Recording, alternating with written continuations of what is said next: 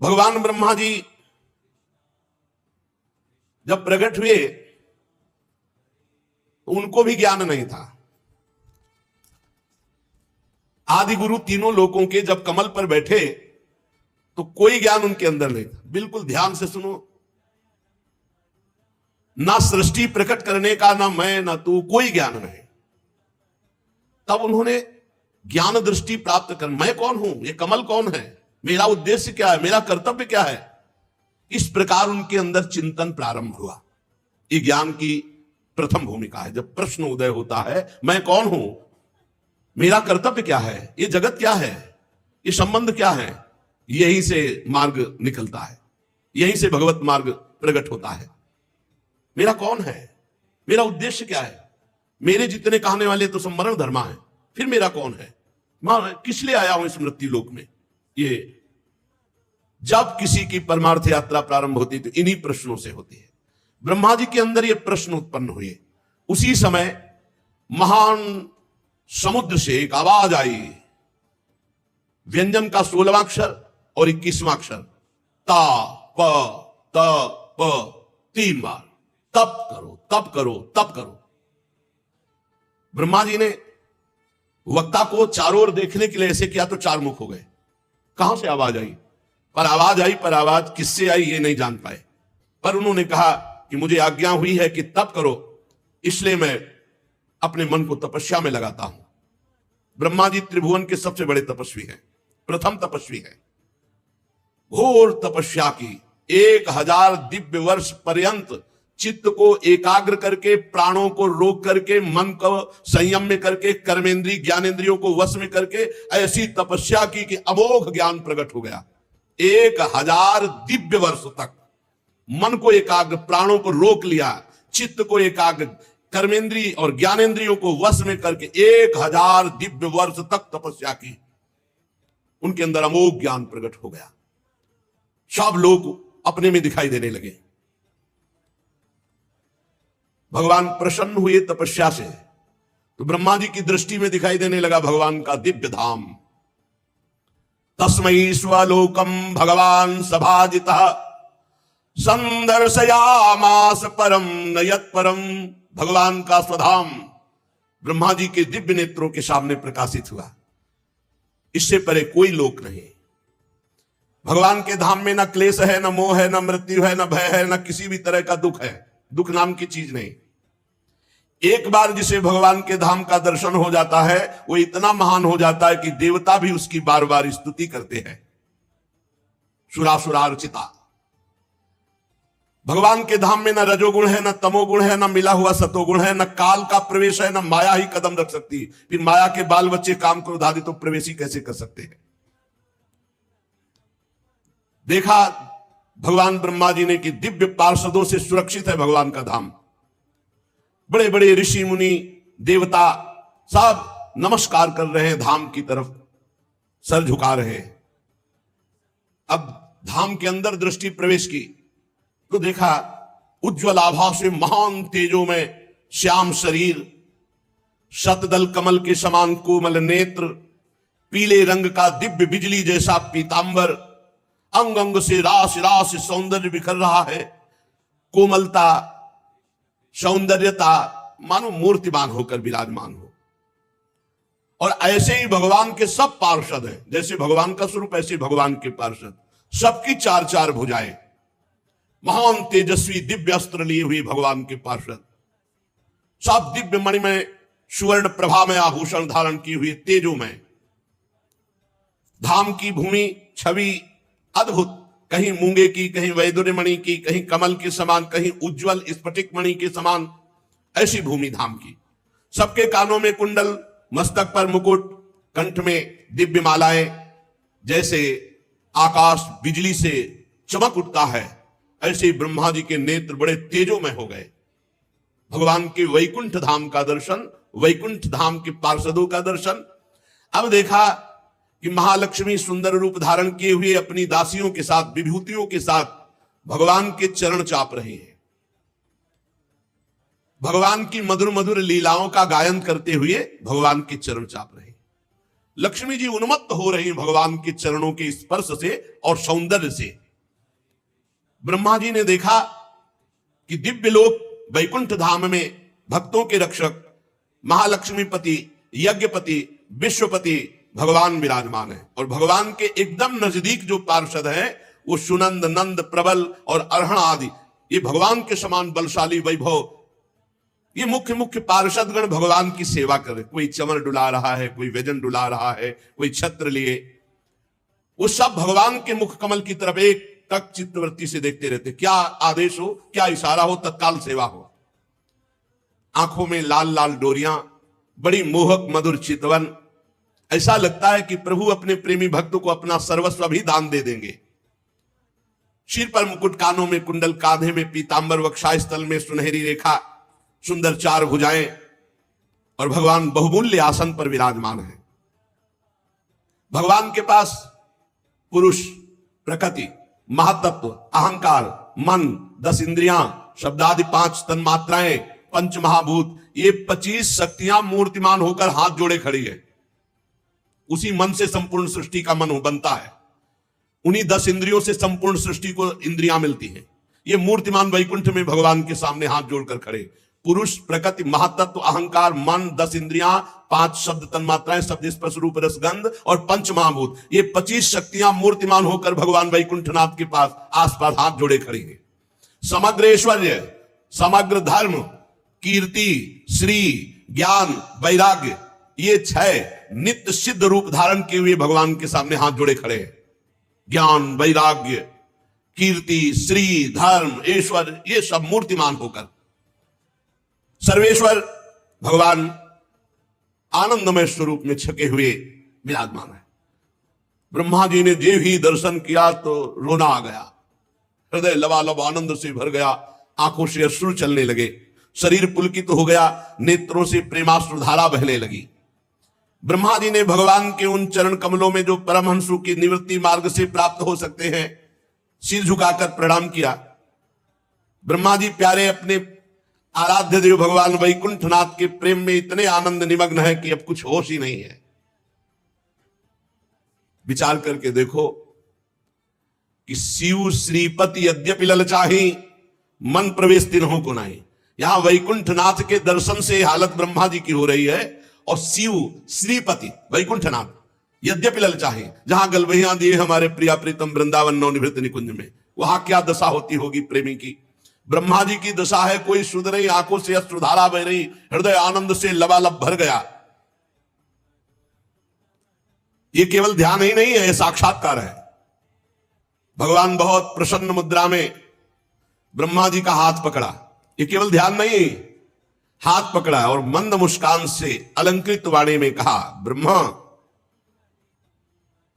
देखो, मेरी आज्ञा का पालन करने के कारण तुम्हारे हृदय में समस्त ज्ञान उदय हो चुका है। भगवान की आज्ञा पालन, तप, बस लग गए तपस्या में। तुमने ज्ञान प्राप्ति के लिए तप किया तो सृष्टि रचना की पूरी सामर्थ्य और पूरा ज्ञान तुमको प्राप्त हो चुका है। तुमने हमारी आज्ञा मानी और हमें देखा नहीं, और हमारी आज्ञा मान ली, इसलिए मैं बहुत प्रसन्न हुआ। अपने कलयुगी भक्तों पर भगवान बहुत प्रसन्न है, क्योंकि इतने भारी विघ्न में, इतने भारी अधर्म का हाहाकार मचा हुआ है, और हमने भगवान को देखा नहीं, कोई परिचय बताने वाला नहीं, और केवल उनका भरोसा विश्वास करके जीवन समर्पित कर दिया और चल दिए, तो भगवान इस बात से बिक जाते हैं। ब्रह्मा जी से क्या कह रहे, तुमने मुझे देखा नहीं था, पर मेरी आज्ञा पालन के इसलिए मैं बहुत प्रसन्न हुआ और अपना संपूर्ण वैभव तुम्हें दिखा रहा हूं। धाम का और संपूर्ण सृष्टि प्रकट करने की सामर्थ्य और अथाह अगाध ज्ञान तुम्हारे अंदर प्रकाशित हो चुका है। खास बात पकड़ो, भगवान को बिना देखे भगवान के लिए सर्वस्व समर्पित कर रहे हो, वो देख रहे हैं, एक एक सेकंड का हिसाब होगा, व्यर्थ नहीं जाएगा तुम्हारा समर्पण, देख लेना। जो लोग मन में कपट रखकर दिखावे के लिए योग साधना आदि का, मैं उनसे कभी प्रसन्न नहीं होता। तुम्हारा कल्याण हो, अब जो तुम्हारी अभिलाषा हो मुझसे वरदान मांगो, क्योंकि मैं मुंह मांगी वस्तु देने में समर्थ हूं। ब्रह्मा जी, जीव के समस्त कल्याणकारी साधनों का विश्राम मेरा दर्शन पाना है, जैसे तुम पा रहे हो। यह दर्शन ऐसा नहीं होता कि भाव में केवल हो रहा है, भगवान का स्पर्श।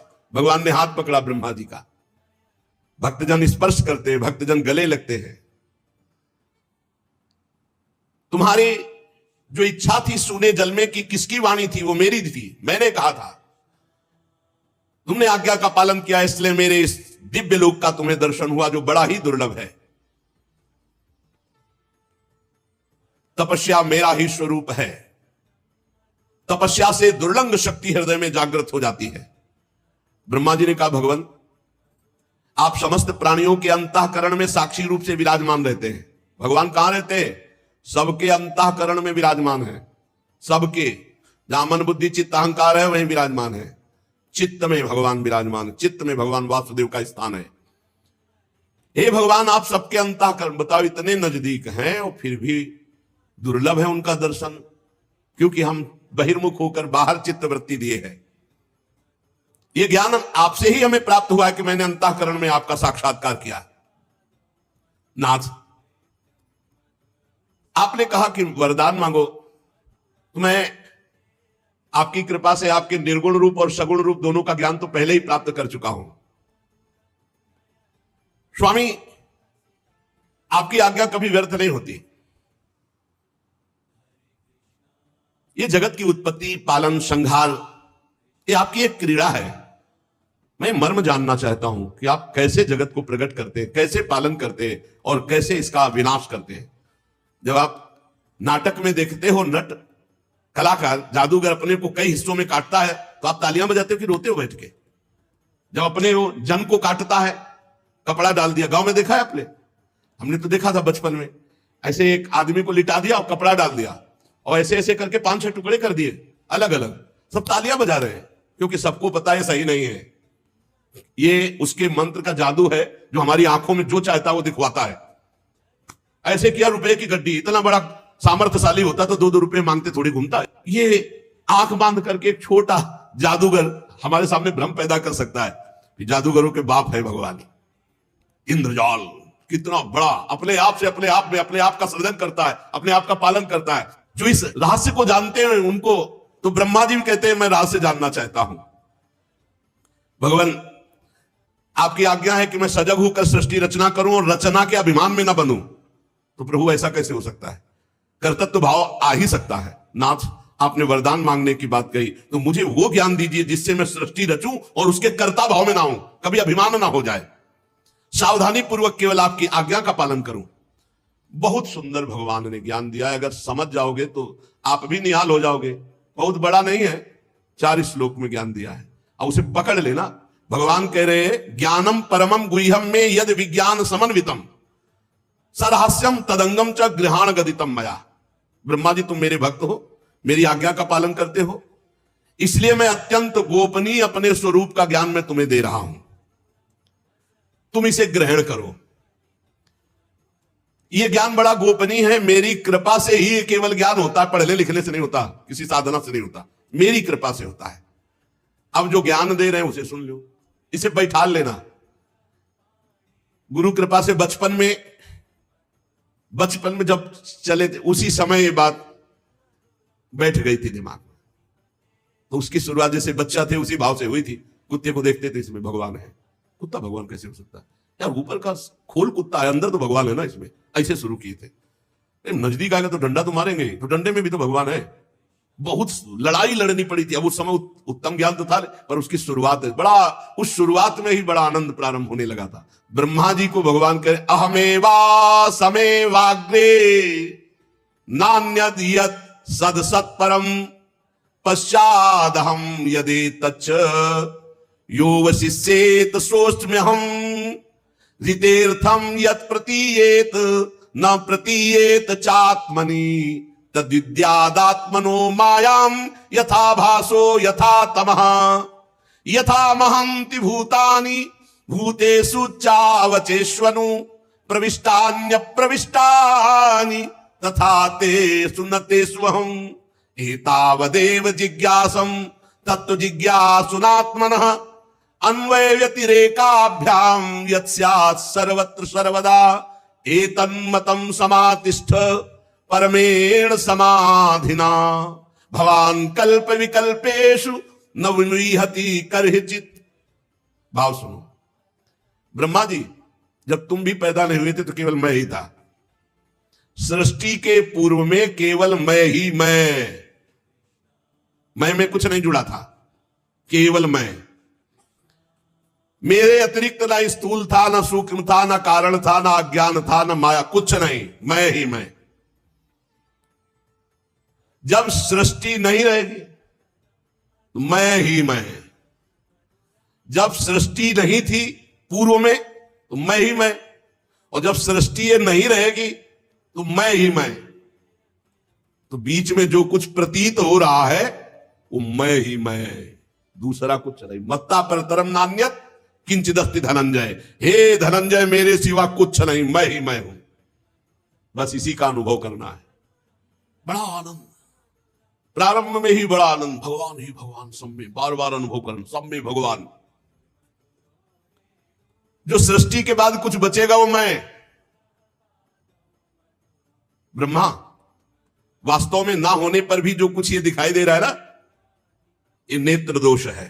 जैसे नेत्र दोष हो जाए तो दो चंद्रमा दिखाई देने लगेंगे, तो है तो एक ही, पर नेत्र खराब है तो दो दिखाई दे रहा है। ये जो द्वैत भास रहा है, मेरे में माया, मैं मोर तय तोर, ये केवल अज्ञान। मुझ परमात्मा में दो चंद्रमाओं की तरह ये जगत मिथ्या है, जो द्वैत दिखाई दे रहा है। मैं ही मैं, केवल भगवान है।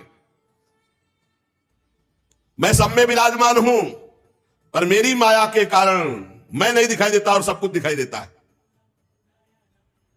जैसे प्राणियों के पंचभूत रचित छोटे बड़े शरीरों में आकाश आदि पंच महाभूत उन शरीरों के कार्य रूप निर्मित होने के कारण प्रवेश भी करते हैं, और पहले से उन स्थानों में उन रूपों में विद्यमान है तो प्रवेश भी नहीं करते। ऐसे ही हम प्राणियों के शरीर की दृष्टि में उनमें आत्मा के रूप में प्रवेश किए हुए हैं, और आत्मदृष्टि से हम कहीं प्रवेश भी नहीं किए हुए हैं। ये शरीर में जैसे पंचभूतों से बना है, अब कहा जाए इनमें पंचभूत प्रवेश नहीं करते, तो प्रवेश क्या करेंगे? वो पंचभूत से बना हुआ है, तो बोले इस जगत में भगवान प्रवेश नहीं करते। प्रवेश क्या करते? भगवान ही बने हुए हैं जगत। बात को समझो। प्रविष्टान्य प्रविष्टानि तथा तेसु न तेसु हम, वे मेरे में नहीं, मैं उनमें नहीं हूं। क्यों? क्योंकि मैं ही मैं हूं। दो नहीं है, वे और मैं नहीं, केवल मैं ही मैं हूं। यही समझ ला है। भगवान कह रहे यथा महंति भूतानि भूतेषु च वचेष्वनु प्रविष्टान्य प्रविष्टानि तथा तेसु न तेसु हम। कह रहे वो मेरे में नहीं हो, मैं उनमें नहीं हूं। क्योंकि उनमें और मेरे में ये दो शब्द नहीं है, केवल मैं ही मैं हूं। पहले बता चुके हैं, मैं ही मैं हूं। तो मैं में क्या प्रवेश करे? जल जब बर्फ रूप हुआ तो उसमें जल ही जल है और कुछ नहीं है। तो भगवान जब जगत रूप बले तो केवल भगवान ही भगवान है, कुछ नहीं है। वही है, वही त्रिगुण है, वही पंचभूत है, वही 10 इंद्रियां हैं, वही चतुर्थ अंतःकरण है, वही सब कुछ बने हुए हैं।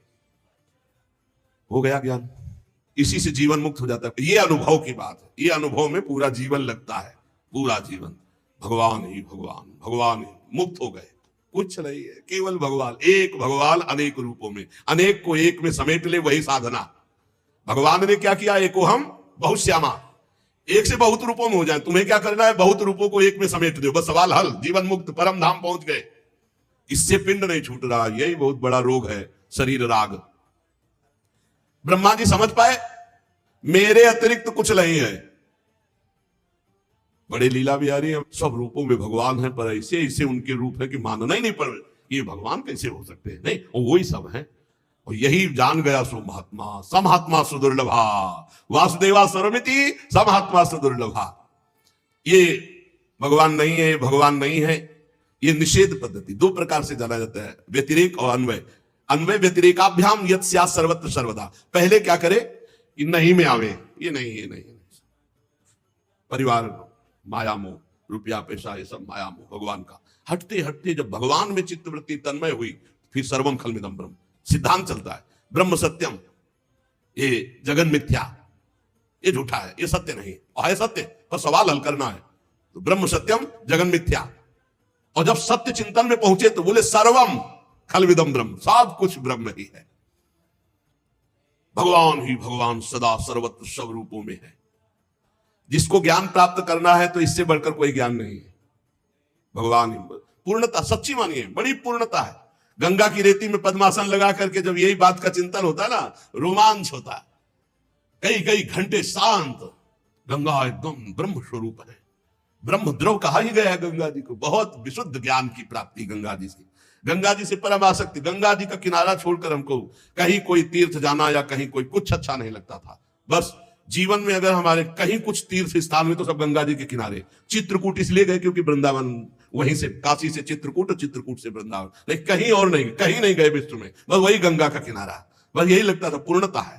तो गंगा जी कैसे, तो कैसे कैसे भाव प्रकट करती, यही बात गंगा जी के किनारे, ये जो है यही गंगा किनारे की आराधना। इसके बाद है ये जो वृंदावन की पढ़ाई है ना, ये वासुदेवा स्वरमिति के बाद है, ये डिग्री है। ये ककारा मात्रा वाली पढ़ाई नहीं है, ये डिग्री है, ये ऊपर की डिग्री, सबसे ऊपर का महामाधुर्य रस।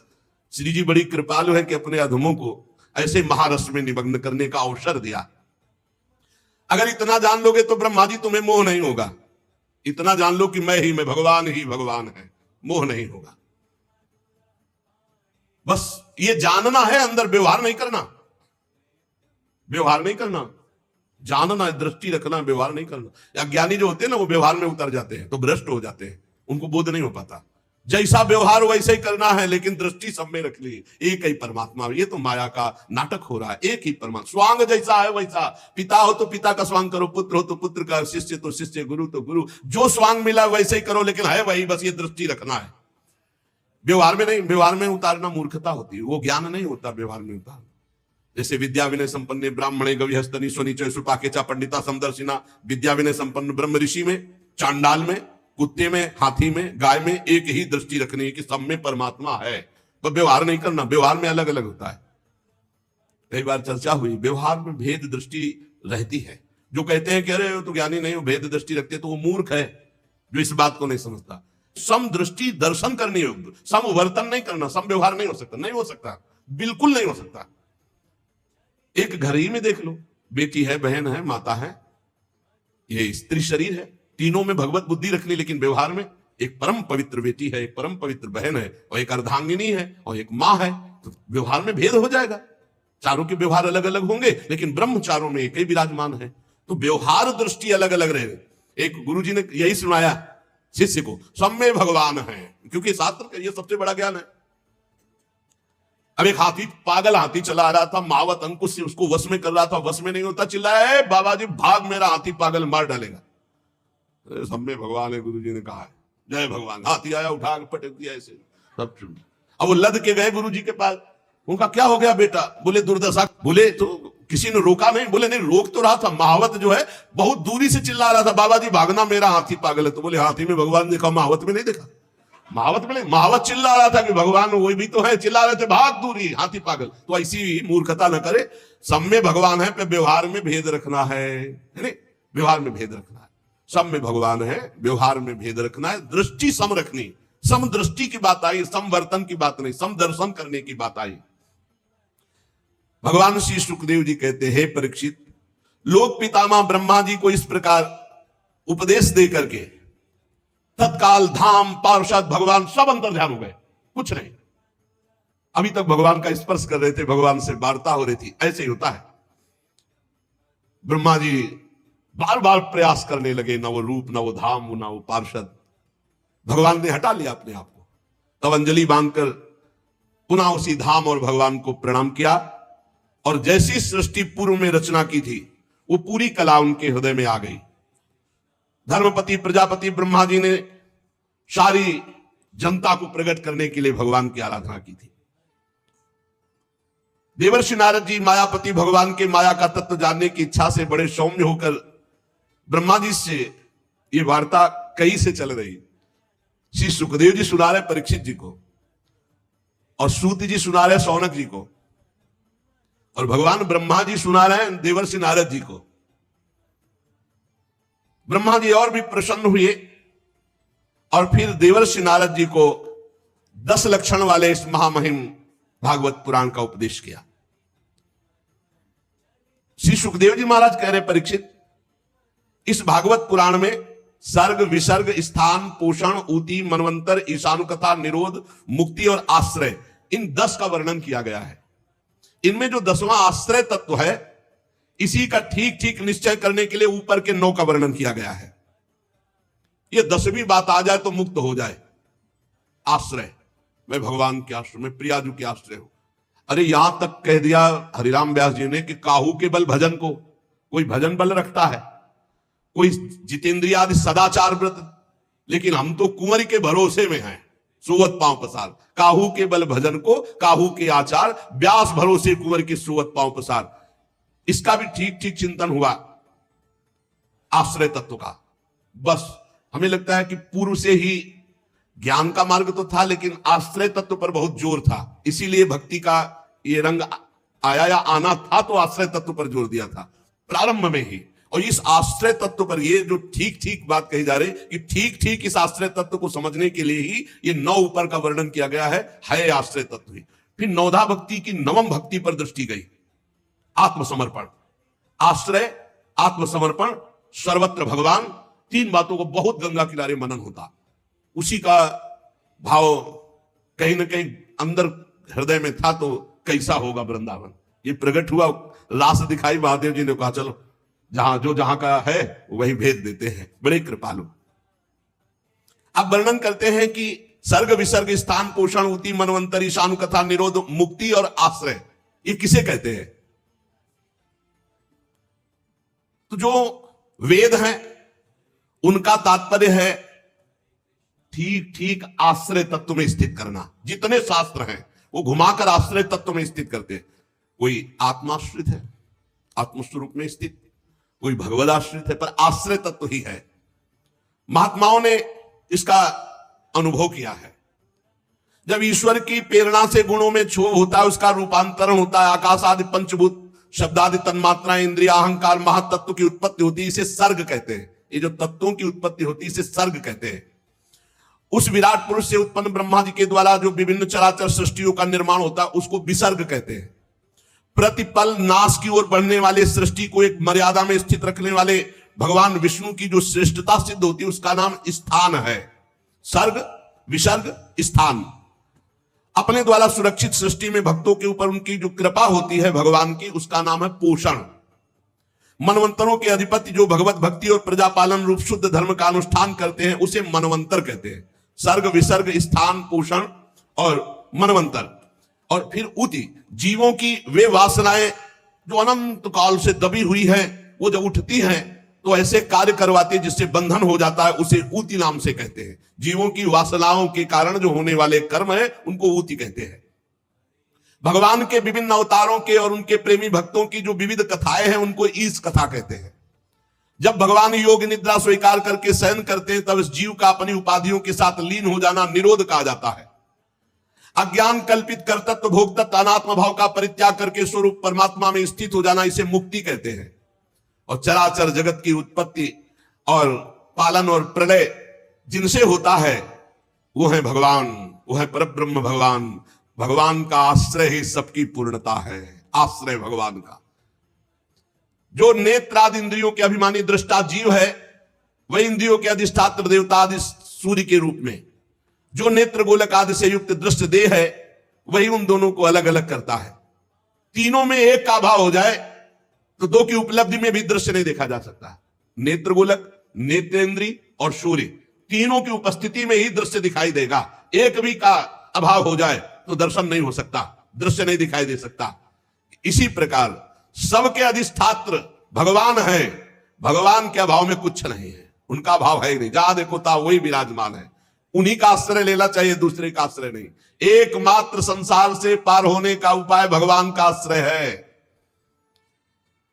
पीछे वर्णन हुआ था कि विराट पुरुष का पिंड जल में पड़ा, तो जल को कहते हैं नार।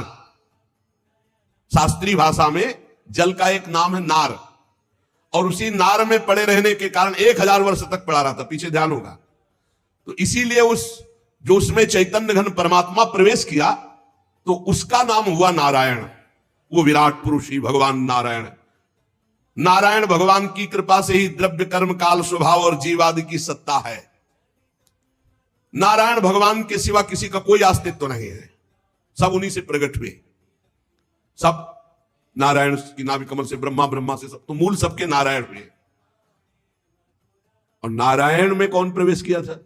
भगवान श्री कृष्ण। जब भगवान श्री कृष्ण ने देखा 1000 वर्ष तक वो पिंड पड़ा रहा, चेतना नहीं आई, तो आप स्वयं उसमें प्रवेश हुए, तब नाम हुआ नारायण। अर्थात भगवान श्री कृष्ण के अंश से ही उस नार में शयन करने वाले महान नारायण नाम से कहे गए। नार माने जल।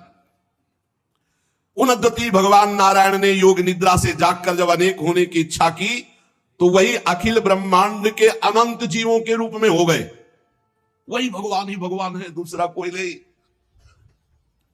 ये जो दूसरा दिखाई देता है यही माया है।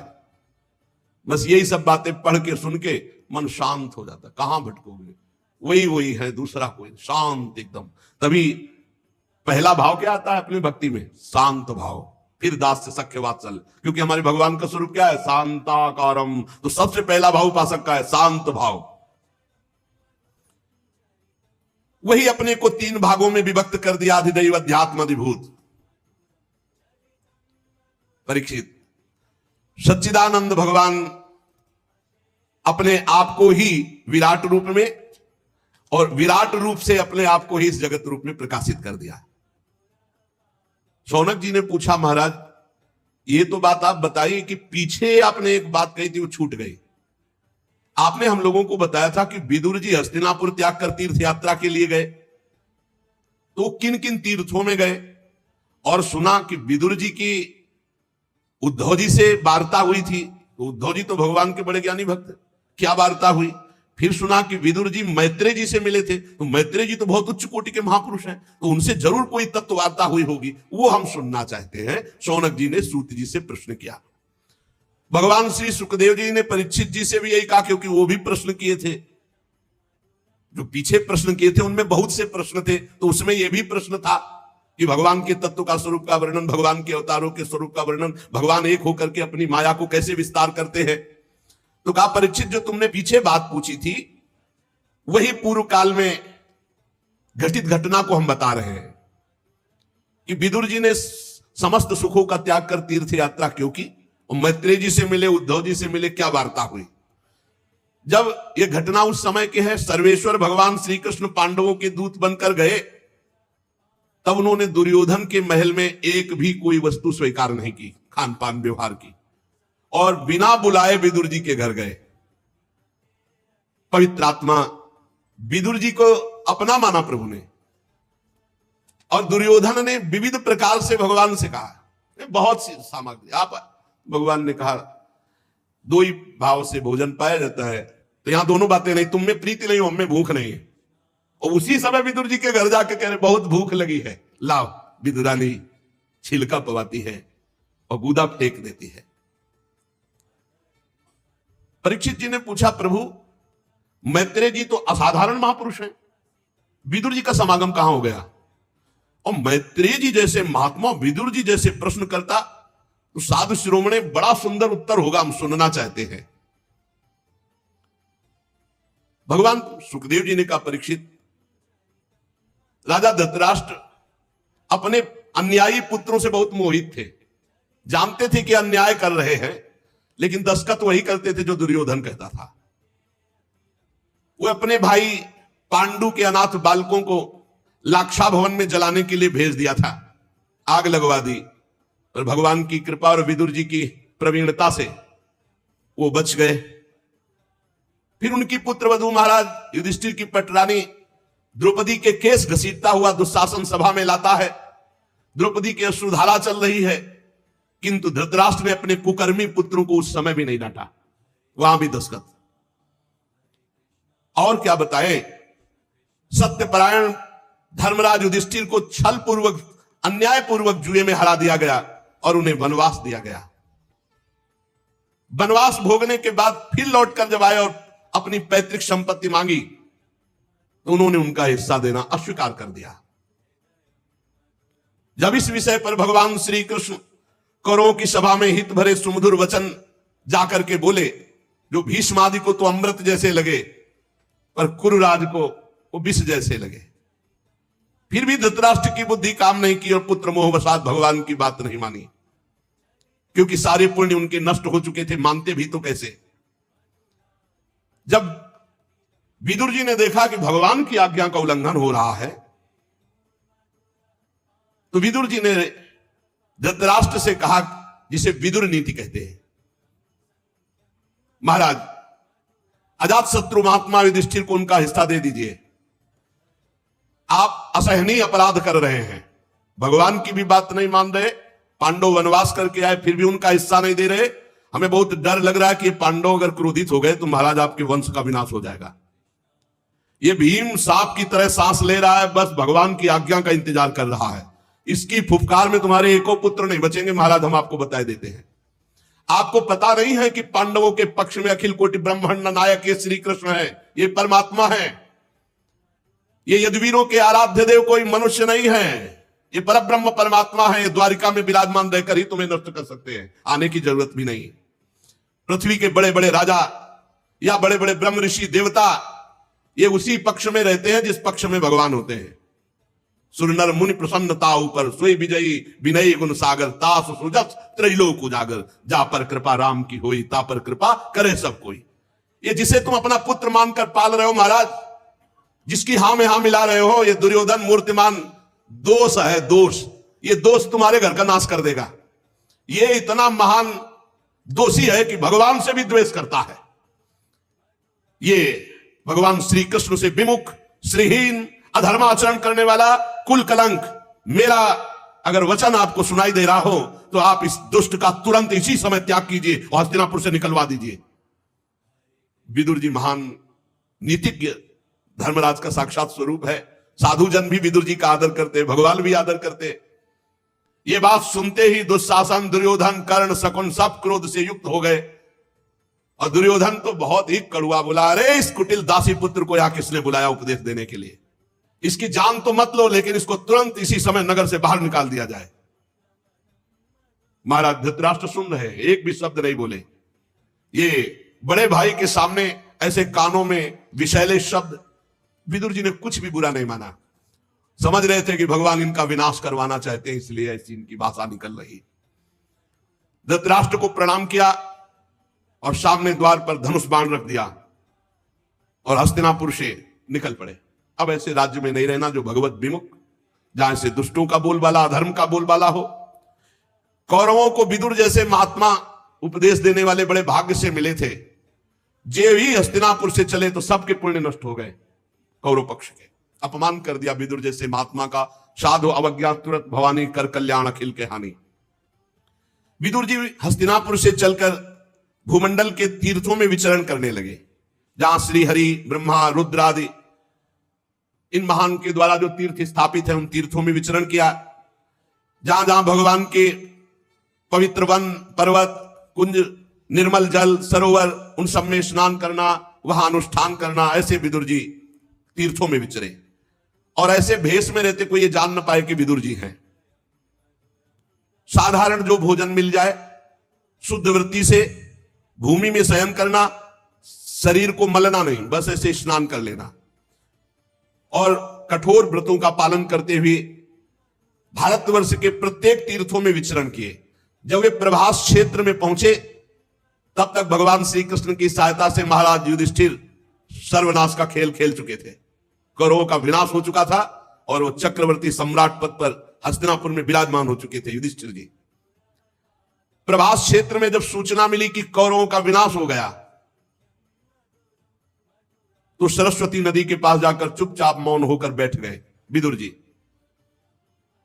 काफी देर भगवत चिंतन करते हुए अपने मन को संभाला।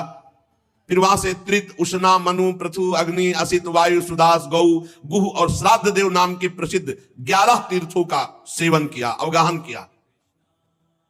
इसके बाद भगवान के अनेक मंदिरों, अनेक तीर्थों का सेवन करते हुए हर समय भगवान का नाम जब श्री कृष्णचंद्र जी का, वहां से फिर चले सौराष्ट्र, सौवीर, मत्स्य, कुरजांगल होते हुए यमुना के किनारे आए। तो ये देखा कि यमुना किनारे बहुत ही अशुभ प्रवाह करते हुए उद्धव जी विराजमान है।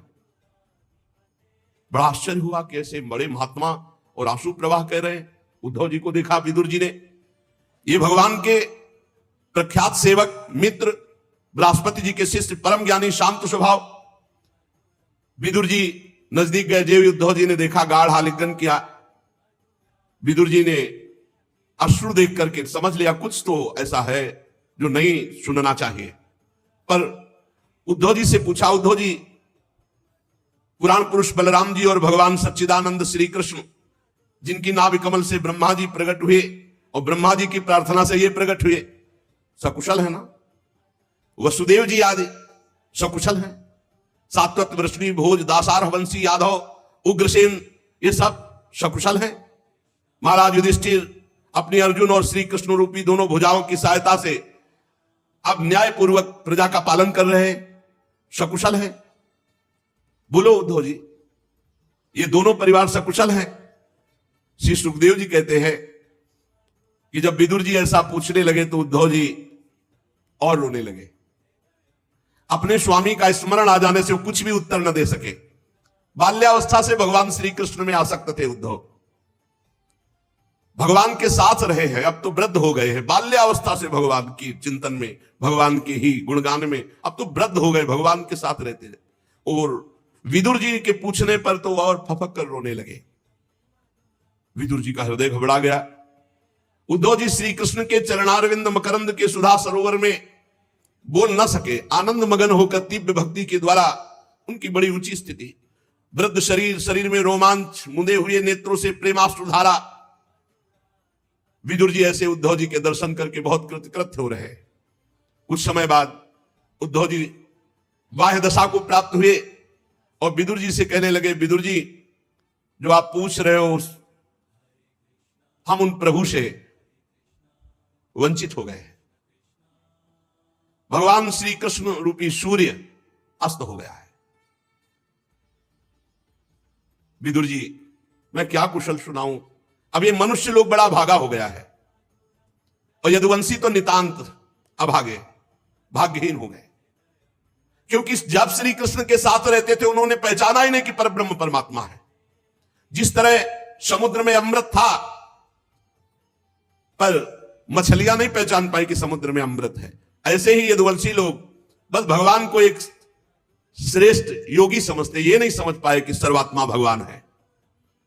सर्वांतर्यामी भगवान को एक श्रेष्ठ योगी, एक श्रेष्ठ यादव, भगवान की माया से मोहित इन यदुवंशियों ने भगवान की निंदा तक की, शिशुपाल आदि। ये नहीं समझ पाए। आज मैं उन्हीं भगवान से वंचित हो गया, उद्धव जी कह रहे। जिन्होंने कभी तपस्या नहीं की थी उन लोगों ने भी दर्शन भगवान का पाया।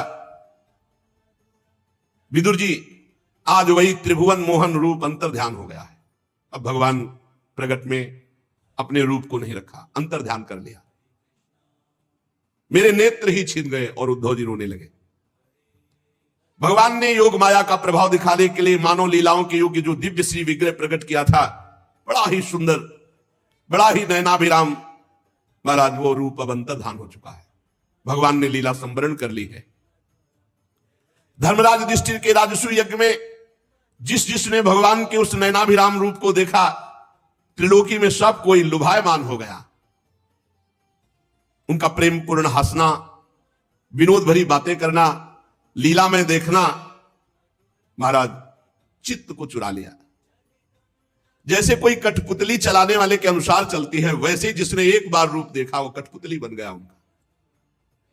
बड़े बड़े महात्माओं के द्वारा आराधन करने योग्य रूप। अजन्मा भगवान ने वसुदेव जी के यहां जन्म लेने की लीला की।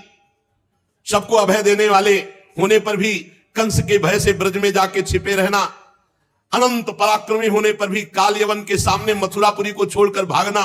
जब मैं लीलाएं याद करता हूं तो मैं बेचैन हो जाता हूं।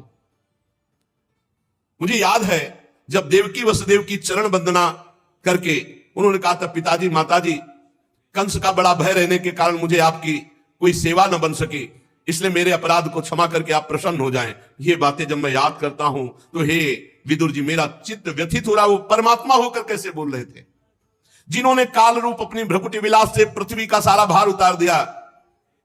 उन श्री कृष्ण के पाद पद्म पराग से युक्त ऐसा कौन होगा जो उनको भूल सके। आज मैं उनसे रहित हो गया हूं। आप लोगों ने राजस्वी यज्ञ में प्रत्यक्ष देखा था कि गिन गिन कर गालियां दे रहा था शिशुपाल भगवान श्री कृष्ण को, और जब भगवान ने सुदर्शन चक्र से प्रहार किया तो उसको वो गति मिली जो बड़े बड़े योगी मुनियों के द्वारा वांछित है। भला ऐसे श्री कृष्ण का मैं कैसे भी रह सकता हूं। हमारे सामने भगवान का मुख रहा, हमारे सामने भगवान की सब बातें क्रीड़ा रही, अब वो सब चली गई, अब कैसे जीव। भगवान परम धाम को चले गए हैं। अरे वो तीनों लोकों के अधीश्वर, उनके समान कोई नहीं, तो उनसे बढ़कर कौन हो सकता है। विदुर जी, मुझे वो दृश्य याद है जब सिंहासन पर महाराज उग्रसेन और उनके नीचे खड़े होकर हाथ जोड़कर कहते, हे देव आज्ञा कीजिए, मैं कौन सी सेवा आपकी करूं। वो मेरे चित्त को बहुत लुभायमान करती है। कहां भगवान और कहां उग्रसेन, हाथ जोड़कर कहते, हे देव आज्ञा कीजिए। मुझे वो भी याद है जब पापनी पूतना ने अपने स्तन में हलाहल विष लगाकर श्री कृष्ण को मार डालने की नियत से उन्हें दूध पिलाया, तो उसको भगवान ने वो परम गति दी जो धाय मां को मिलती है। भगवान श्री कृष्ण के अतिरिक्त और कौन दयालु है जिसकी शरण ग्रहण करे। मैं उन असुरों को भी भगवान का बड़ा कृपा पात्र समझता हूं जिन्होंने वैर भाव से ही सही भगवान श्री कृष्ण का सदा चिंतन तो किया। रणभूमि में सुदर्शन चक्र धारण किए हुए दौड़ते हुए भगवान का दर्शन करते हुए प्राण त्याग किया, उन असुरों को भी मैं भगवान का भक्त मानता हूं। ब्रह्मा जी की प्रार्थना से पृथ्वी का भार उतारकर उसे सुखी करने के लिए कंस के कारागार में वसुदेव देवकी के यहां भगवान अवतार लेते हैं। कंस के डर से पिता वसुदेव जी ने उन्हें नंद बाबा के ब्रज में पहुंचा दिया। वहां वे बलराम जी के साथ 11 वर्ष तक ब्रज लीला करके यमुना के उपवन में हरे वृक्षों में कलरव करते हुए, पक्षियों के झुंड में बछड़े चराते हुए, ग्वाल बाल की मंडली में ब्रजवासियों की दृष्टि आकृष्ट करने के लिए बाल लीला करते हुए, कभी रोते कभी हंसते कभी खेलते, ऐसे ब्रजवासियों को 11 वर्ष तक सुख दिया। ब्रज में बैल बछड़ों गौओं को चराते हुए, अपने अधरों पर बांसुरी बजाकर गोपियों को, ब्रजवासियों को बड़ा सुख देते हुए, कंस ने उन्हें मारने के लिए मायावी मनमाना रूप धारण करने वाले राक्षसों को भेजा। अगासुर बकासुर भगवान ने खेल खेल में मार डाला, जैसे बालक खिलौनों को तोड़ फोड़ डालता है। काली नाग का दमन करना, विष को अमृत बना देना, ग्वाल बालों को पुनः जीवित कर देना, भगवान श्री कृष्ण के इन लीलाओं का बहुत हृदय में अब वो अंतर्धान हो गए। महाराज नंद बाबा ने जब इंद्र की पूजा, तो भगवान ने रुकवाकर गोवर्धन पूजा कराई। बहुत गुस्सा हो गया इंद्र और विनाशकारी प्रलयंकारी जल बरसाया। भगवान ने खेल खेल में गोवर्धन पर्वत को 7 दिन 7 रात उठा करके ब्रजवासियों की रक्षा की। महाराज संध्या के समय जब सारे वृंदावन में शरद की चंद्रमा की चांदनी छिटक गई, श्री कृष्ण सम्मान करते हुए गोपियों का आवाहन किया और गोपियों के साथ प्रेम में रास विहार किया। ऐसे में श्री कृष्ण से रहित हो गया। उद्धव जी ने विदुर जी से विनय की और आगे भगवान की विविध लीलाओं का गायन करते हुए उद्धव जी अपने हृदय को संतुष्ट कर रहे हैं। सुशेष चर्चा आगे। श्री राधा वल्लभ लाल की जय।